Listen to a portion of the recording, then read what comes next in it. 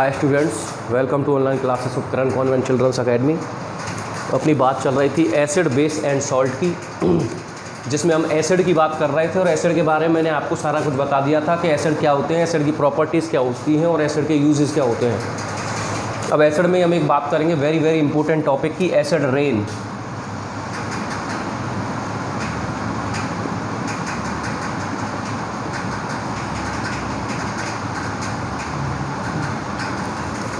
तो acid rain क्या है, नाम से ही पता चल रहा है, एसिड प्लस रेन, यानी ऐसी रेन जिसके अंदर कोई एसिड मौजूद हो, यानी कि rain containing an excess amount of acid. क्या कह सकते हैं आप? Rain containing an excess amount of acid, यानी ऐसी रेन जिसके अंदर बहुत सारी अमाउंट में क्या हो, एसिड मौजूद हो, क्या कहलाएगी? Acid rain. Acid plus rain, यानी ऐसी रेन जिसमें क्या हो, एसिड मौजूद हो, क्या कहलाएगा? एसिडिक रेन कहलाएगा। क्या कहलाएगा? एसिड रेन कहलाएगा। देखो ये होता कैसे है, जैसे हम कोई फॉसिल फ्यूल के अंतर्गत आते हैं, जैसे कि पेट्रोल, डीजल, कोल, इन सबको जब हम बर्न करते हैं, क्या करते हैं? बर्न करते हैं, जलाते हैं, तो जलाने पर बनता है nitrogen oxide and sulphur oxide.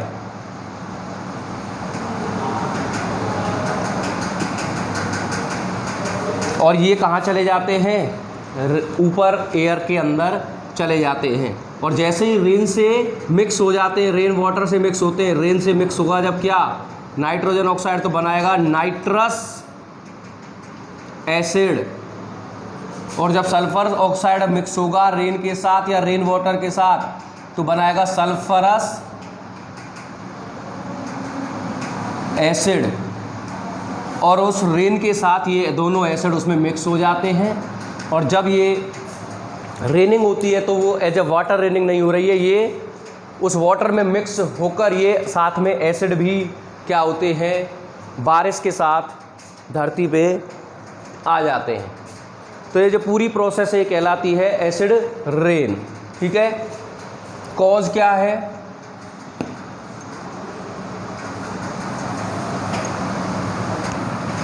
Causes की बात करें अगर हम,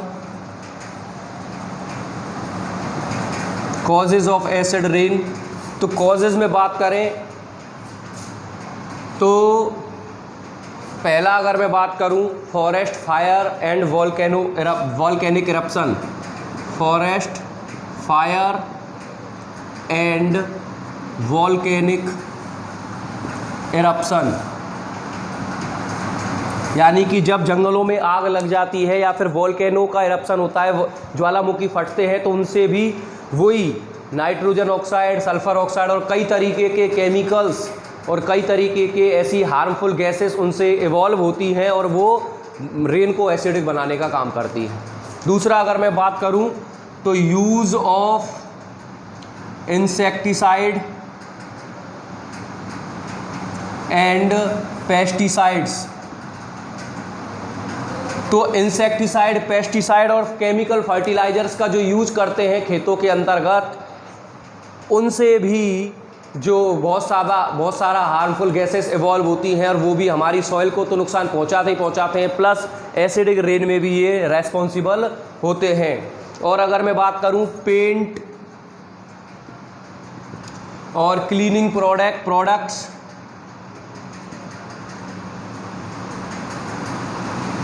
paints, cleaning products, air conditioners, AC, refrigerator, इनसे भी कई तरीके के हार्मफुल गैसेस इवॉल्व होती है जो एसिडिक रेन में रेस्पॉन्सिबल होती है। और दूसरी बात बताऊं मैं आपको, एसी और रेफ्रिजरेटर से तो एक CFC यानी क्लोरोफ्लोरोकार्बन नाम का एक केमिकल प्रोडक्ट इवॉल्व होता है, जो कि हमारी ओजोन लेयर को ख़त्म करने का काम कर रहा है। आपने सुना होगा ओजोन लेयर में होल हो रहा है, वो इसी CFC की वजह से होता है। और भी बहुत सारी चीज़ें हैं, जैसे कि घरों में चूल्हा जलाना, लकड़ियों को जलाना, कोल को जलाना, काव डंग केक यानी उपलों को जलाना, उन सब से भी कई तरह की हार्मफुल गैसेस इवॉल्व होती हैं जो इन्वायरमेंट को पॉल्यूटेड तो करेंगे ही ये सब, प्लस रेन को भी एसिडिक बनाएंगे। एसिड रेन एक इन्वायरमेंट के पॉल्यूशन होने का ही एक तरीके से कारक आप मान सकते हैं कि इन्वायरमेंट पॉल्यूशन तो हो ही रहा है, और वो इन्वायरमेंट पॉल्यूशन जो गैसेस कर रही हैं वही गैसेस एसिड रेन का काम भी कर रहे हैं, जो कि बहुत ज़्यादा हार्मफुल होता है। अब हम बात करेंगे इसके हार्मफुल इफेक्ट की कि क्या नुकसान करती है acid rain.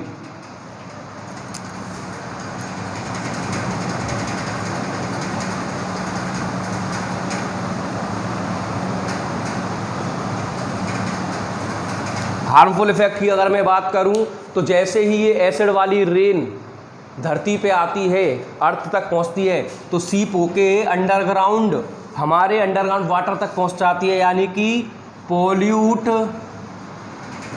The underground water. हमारा जो अंडरग्राउंड वाटर या वाटर टेबल जिसको हम कहते हैं, सबसे प्योर फॉर्म ऑफ वाटर माना जाता है, पीने योग्य माना जाता है, पर उसको भी ये एसिड रेन कैसा कर देती है, पॉल्यूटेड कर देती है। तो पहला नुकसान तो ये है। दूसरा अगर मैं बात करूं, prevent the reproduction of plants में जो रिप्रोडक्शन रेट है उसको कम कर देती है, यानी प्लांट में जो रिप्रोड्यूस होके नए प्लांट जो बनने की प्रोसेस है उसको रोक देती है एसिड रेन। यहाँ तक कि सॉइल फर्टिलिटी को भी रिड्यूस कर देती है। नेक्स्ट है रिड्यूस सॉइल फर्टिलिटी, यानी हमारी जो मिट्टी की उर्वरक शक्ति है, उपजाऊपन है, उसको कम कर देती है ये acid rain. Corrode marble,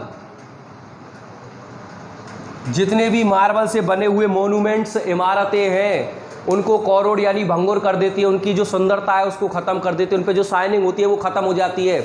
for example आपने देखा है, आप अगर ताजमहल गए हो तो वहाँ पे पेंटिंग का काम हो रहा है, उस पर पॉलिश चढ़ाई जा रही है, वो एसिड रेन की वजह से ही, क्योंकि मार्बल का बना हुआ है, उसकी सारी शाइनिंग एसिड रेन ने ख़त्म कर दी है।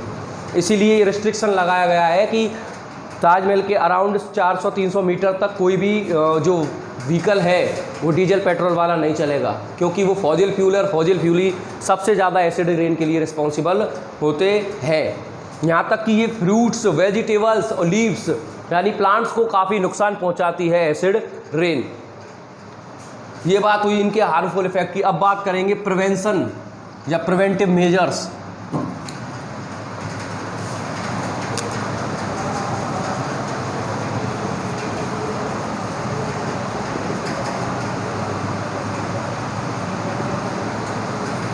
कैसे बचाया जा सकता है, कैसे रोका जा सकता है एसिड रेन को, और कैसे हमारे मोन्यूमेंट्स और प्लांट्स वगैरह और सॉइल को बचाया जा सकता है एसिड रेन से।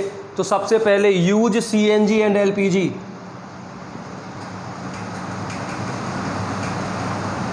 Instead of coal, petroleum and other fossil fuels, यानी फॉजिल फ्यूल्स की जगह CNG और LPG का यूज करें। घरों में LPG का यूज करें, व्हीकल्स में CNG का यूज करें। ये दोनों ही पॉल्यूशन फ्री गैसेस होती है या फिर फ्यूल्स होते हैं, आप ये कह सकते हैं। जनरेट अवेयरनेस,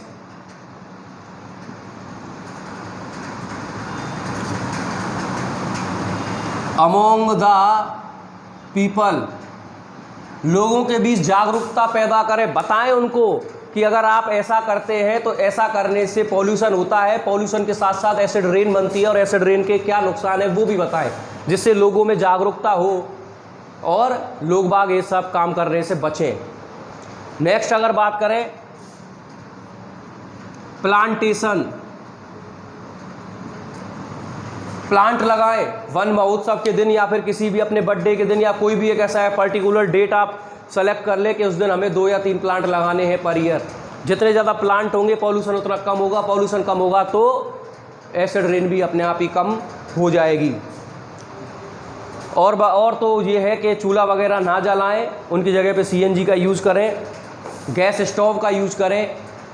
बस ये इनके प्रिवेंटिव मेजर्स हैं। तो ये बात हुई हमारी एसिड रेन की प्लस एसिड की। एसिड भी यहाँ कंप्लीट हो जाता है। बहुत इंपॉर्टेंट टॉपिक था एसिड रेन, आगे भी आपके काम आएगा। तो आज के लिए इतना ही। Thank you very much.